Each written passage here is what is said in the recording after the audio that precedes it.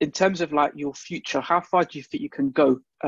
Like your potential, like do you do you have like a realistic goal, or do you think you can reach right to the top, play for England, play the Premier League, Champions League, or like do you have more of a realistic aim where you think like, do you know what I mean? ev- Like ev- how is your thought process?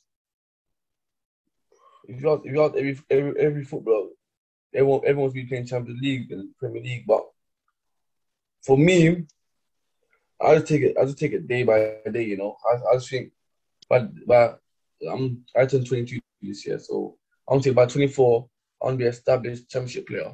Like established, I want to be established.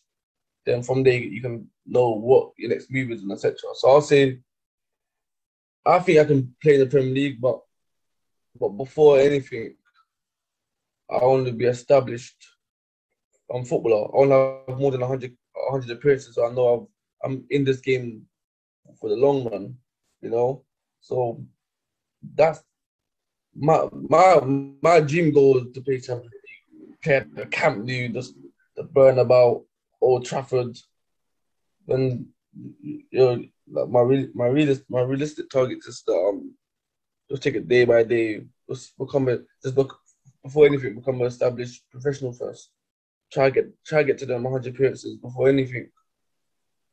Because Like obviously, I remember watching one interview with Miguel Antonio one time saying, "Oh, you're not established football until you have 100 plus appearances," which I think is 100% correct. So that's my goal: mm, reach 100 appearances in a professional game. When you know you're in the game for the long run and you're kind of established.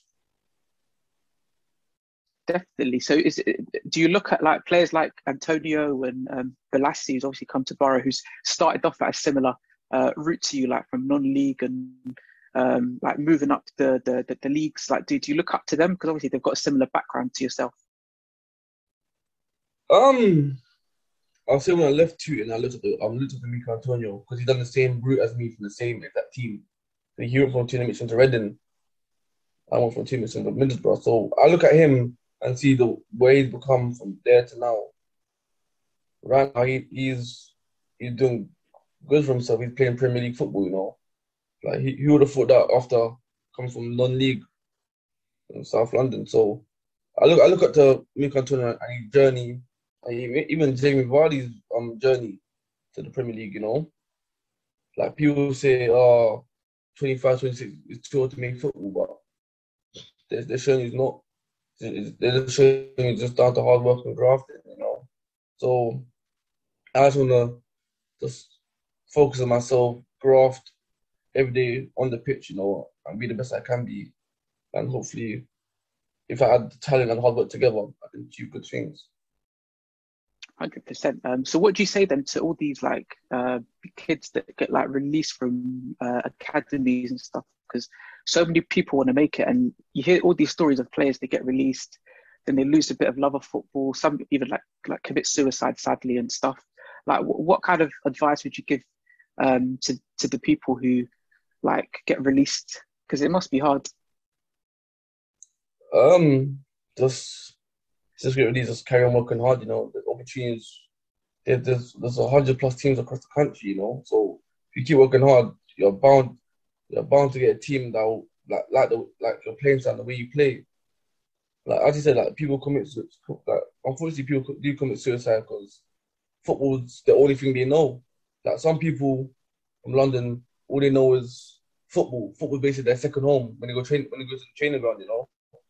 It's their second home. That's all they know is football. And so it's sad to see when people commit suicide or fall out of love with the game. But I think if you do get released, you should just carry on grafting and just hope not hope, just if you're good enough and you work hard, you know there's an opportunity around the corner for you at any moment or any time. No, definitely, and it's sad because obviously football and life in general, you can achieve whatever you want to as long as you work hard. Um, do you have any like other like hobbies and stuff, or is it literally just always been football? Um, I remember when I was mad young, I was doing karate in that when I was young, but never was never a fan. was decided to do because to stay out of trouble. Let's go to a karate club or yeah, but I never enjoyed it. My mom just forced me to go. I never enjoyed it. But to be fair, it was all right. It was all right because you with your friends that live in the same area, but it just wasn't my type of sport to play. But I think from the age of 16, it's always been football. You know? Definitely. And obviously, there's lots of distractions. Like if you want to become like a footballer, like there's money, there's girls, there's like how do you like keep focused? Because it must be hard where you got all this money, you go to like a bar and do you know what I mean? Girls are after you because you're a footballer.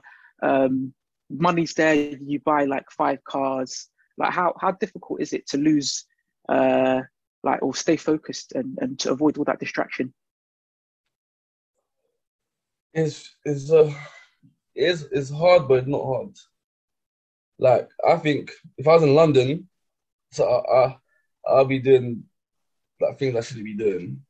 I'll be like going to like after trainings, going to your friends, going shopping all the time. But I think because I'm up here, I'm sensible with my money, and more time the money I get, I just give half to my mum. To be fair, look after my family, you know, because she's a single mother, and she got four. She got like I'm the oldest, and I got 3 little brothers.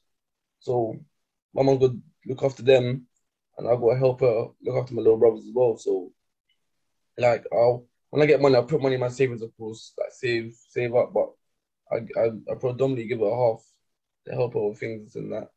So it just feels nice to give back to your mum what she's given you for my past 20 years, 21 years.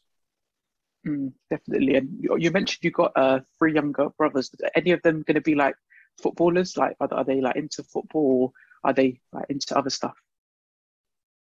Well, the second oldest is called Ishmael. He's 13. Yeah, he's 13. Um, but I've tried getting to football. He had no business being a footballer. He wants to be a pastor, which is a different route. So Oh, wow. Okay. I don't mind when the 2 youngest, the second or the third one, it's called Andre. He's 4. He's 4. Okay. He just sings in the house. He just sings. He loves Bruno Mars. He loves Bruno Mars. Oh, is it? Yeah, the youngest one's called Adrian. Um, he just shouts about and jumps about. But I'm gonna try to get him into football because Ishmael and Andre they're not really into football. So I'm gonna try to get Adrian into football. But it'll be hard because I'm hardly at home because of football.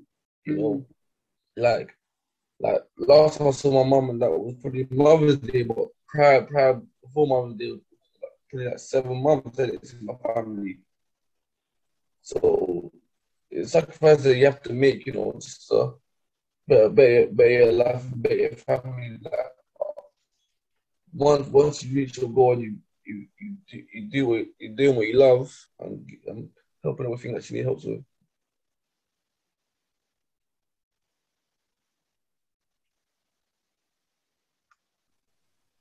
Can you hear me? Yeah. Oh, sorry. Yeah, it just got froze for a second.